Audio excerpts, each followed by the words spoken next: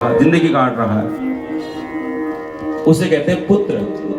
और एक होता है सुपुत्र, वह धन कमाते हुए ग्रस्त जीवन जीते हुए, धन कमाते हुए हमेशा सर्वे भवन्तु सुखिनः सर्वे सन्तु निरामयः सर्वे भद्राणि पश्यन्तु मां कश्चित् दुख भाग भवेत्। इस मंत्र का ध्यान रखते हुए सभी के हित के बारे में सोचते रहता है।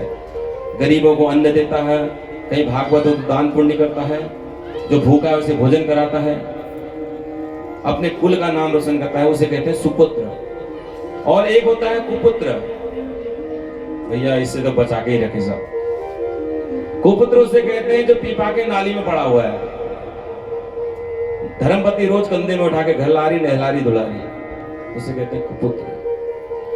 सुपुत्र ऐसा होता है जैसे एक जंगल में खिलता हुआ फूल पूरे जंगल को महका देता है। सुपुत्र ऐसा होता है जैसे एक दीपक जो अंधकार को मिटा देता है। सुपुत्र ऐसा होता है जो एक दीपक समस्त मनुष्य के अंधकार को मिटाकर उसके जीवन में प्रकाश ही प्रकाश कर देता है। एक सुपुत्र ऐसा होता है जैसे किसी के आ जाने पर खुशियां आ जाती है। और एक कुपुत्र ऐसा होता है जैसे एक अग्नि की चिंगारी पेट्रोल पंप को उड़ाकर स्वाहा कर देती है।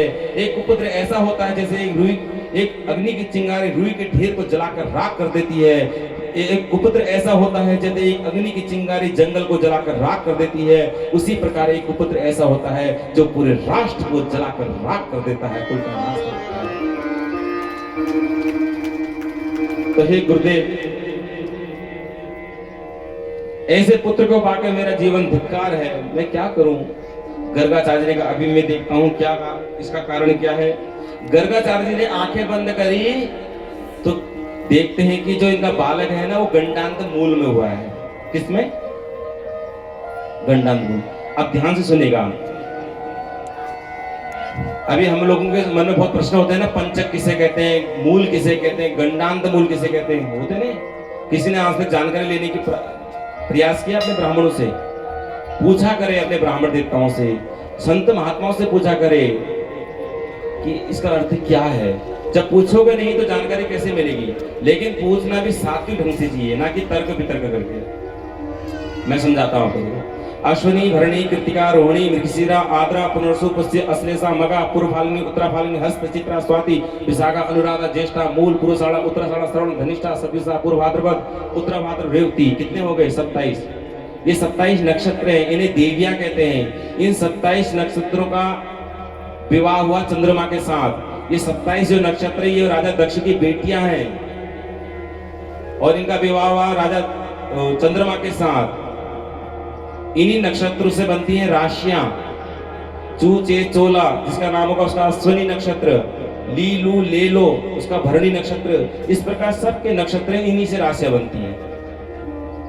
अब इन राशियों में जो अंतिम के 5 नक्षत्र हैं, धनिष्ठा सतभिषा पूर्व भाद्रपद उत्तर भाद्रपद और रेवती, इन 5 नक्षत्रों को कहते हैं पंचक।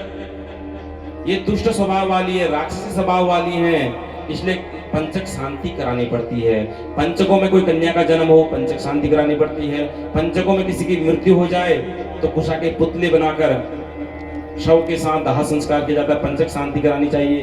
पंचकों में बहुत कार्यों का निषेध माना गया है। किन किन कार्यों का? 5 कर्म ऐसे हैं जो पंचकों में बड़े ही नुकसानदायक होते हैं। पंचकों में लेंटर नहीं डालना चाहिए। क्या? लेंटर। पंचकों में बांस वाली चारपाई नहीं खरीदनी चाहिए। पंचकों के दिन दक्षिण दिशा की यात्रा नहीं करनी चाहिए। पंचकों के दिन सौदाह संस्कार नहीं करना चाहिए। पंचकों के दिन कन्या का जन्म हो जाए, ये 5 चीजें ऐसी जो कष्टदायक है, लेकिन इनकी शांति का भी उपाय है। अगर किसी को दक्षिण दिशा को जाना हो पंचकों में, तो दही और गुड़ खाकर जाए, अपने इष्ट देव के नाम का दीपक जलाकर जाए। पंचकों में किसी की मृत्यु हो जाए तो कुशी का पुतला जलाए। पंचकों में कन्या का जन्म हो तो पंचक शांति कराए। ये सब विधान है शास्त्रों का। अब समझ में आ गया पंचक किसे कहते हैं। अब उसी के अलावा यहाँ पर बात है गंडांत मूल की। एक होता है मूल। अगर मूल में बच्चे का जन्म हो जाए तो माता पिता गौ माता के टांगों के बीच से बच्चे को छिड़ाते सूपे में रखे, आपने देखा होगा, उसे कहते हैं मूल शांति। और एक होता है गंडांत मूल। ये मूल से भी भयंकर है, लेकिन इसकी जानकारी हर किसी को नहीं होती है, होनी चाहिए। अभी उत्तर प्रदेश प्लेन्स की साइड को सबको पता होता है गंडांत मूल के बारे में। हमारे कुमाऊं के लोगों को इसकी जानकारी बहुत कम है। ये गंडांत मूल बहुत ही भयंकर होते हैं। कौन कौन से हैं? अश्वनी नक्षत्र, रेवती नक्षत्र, अश्लेषा नक्षत्र, मघा नक्षत्र, ज्येष्ठा नक्षत्र और मूल नक्षत्र। इन 6 नक्षत्रों में किसी बच्चे का जन्म हो तो उसे कहते हैं गंडांत मूल। इसकी भी शांति कराई जाती कब? 27 दिन में।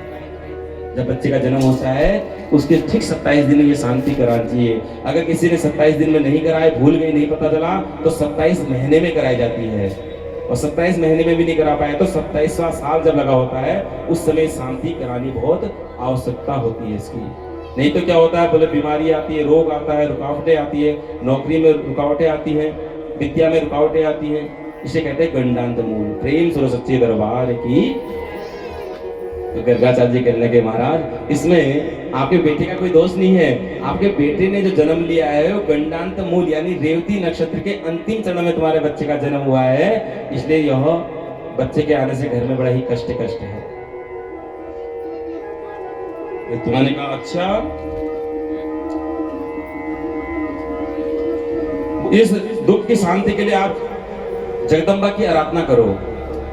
गर्गाचार्य ने कहा अगर आप इस कष्ट से मुक्ति चाहते हो तो जगदम्बा भगवती मैया की आराधना करो, तुम्हें मुक्ति मिल जाएगी। गर्गाचार्य जी के वचन सुनकर ऋत्वाक मुनि को बड़ा क्रोध आया और उन्होंने आवेश में आकर हाथ में जल लिया और रेवती नक्षत्र को श्राप दे दिया, जा रेवती नक्षत्र तू तारामंडल से नीचे गिर जा।